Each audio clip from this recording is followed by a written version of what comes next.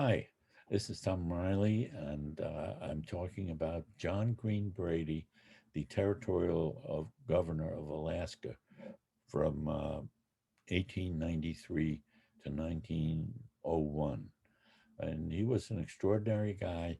He rode out on an orphan train with Andrew Horace Burke, who, an incredible coincidence, would become the governor of North Dakota.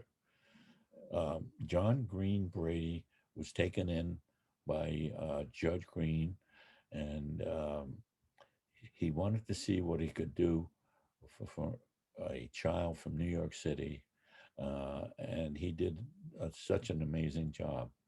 The boy was later to go to Yale University and become a lawyer, a businessman, and a missionary.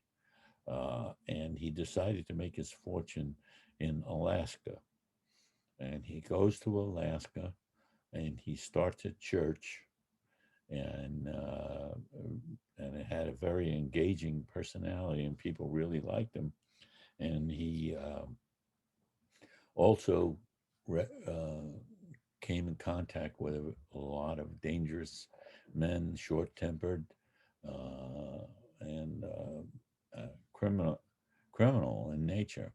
And but he had been also interested in physical culture, and he had learned the martial arts, and he uh,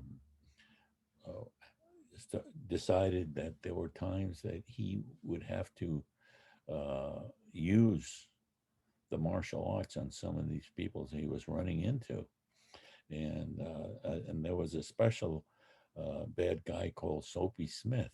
That sounds like such a funny name, but he was a notorious gangster throughout Alaska and Canada, and he rode with a gang of about 30 criminals, and they would terrorize the prospectors and the small towns in Canada, and especially the gold mining towns.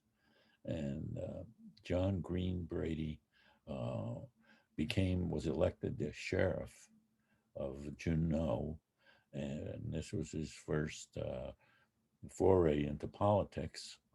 And he decided that the town had to stand up to Soapy Smith and his gang, who had actually Soapy wanted to run for mayor of Juneau, and he came and he wanted to tax the people, exorbitant tax. And he said, "Have the tax ready for me." And Brady was sheriff, and he wasn't about to let this happen. And so he asked for a good, strong group of men who were willing to take on John Green, Brady, and his men, and try to disarm them in some way. And I'm not going to tell you how he disarmed them, but if you're interested, you can read my book, Orphan Trained to Destiny.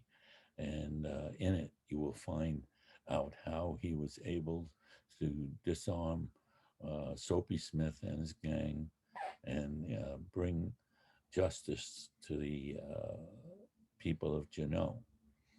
But he was an incredible guy. He started a college for the Native Americans, and when he became governor, he started a college for the Native Americans, uh, and he did a lot of good for Alaska. He wanted Alaska to become a state, and it would later on in life, in later on past his life, but it eventually did become a state. But he was interested in the dog races that took place in Alaska during the time. He realized that dogs were so important to Alaskan life that during the great diphtheria epidemic, the dog sleds would go 1,000 miles into the interior and deliver medicine to combat diphtheria and other infections that were hurting people. So he's a very Renaissance man, a modern man, a graduate of Yale, and uh, a law-abiding. Couldn't ask for a better person to serve as governor of Alaska, and that's why he was elected for 3 terms. Uh, John Green Brady had 2 daughters, and after he passed away, they gave him a wonderful funeral.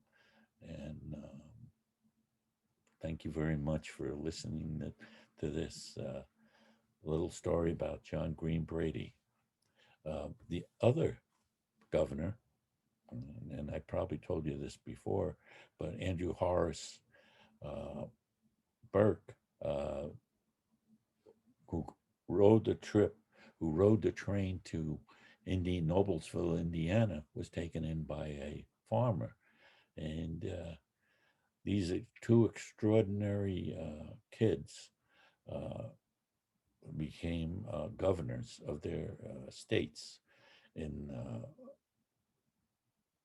Burke became the governor of North Dakota, and he, during a locust, um, a plague of locusts came and almost destroyed the crops in North Dakota.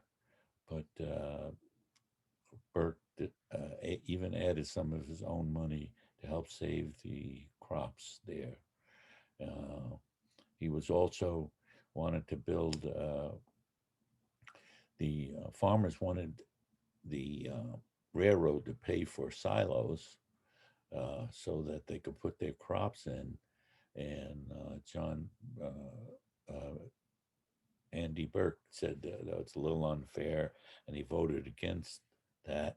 And so he wasn't reelected because the farmers turned against him. But he could live with that. And he did a lot also for the Native American populations of North Dakota, even though he only had 1 term. Uh, so thank you very much for listening to that little short story about these incredible coincidence of these 2 orphan train riders would meet, keep in contact even as they got older, and became governors of their states. Thank you.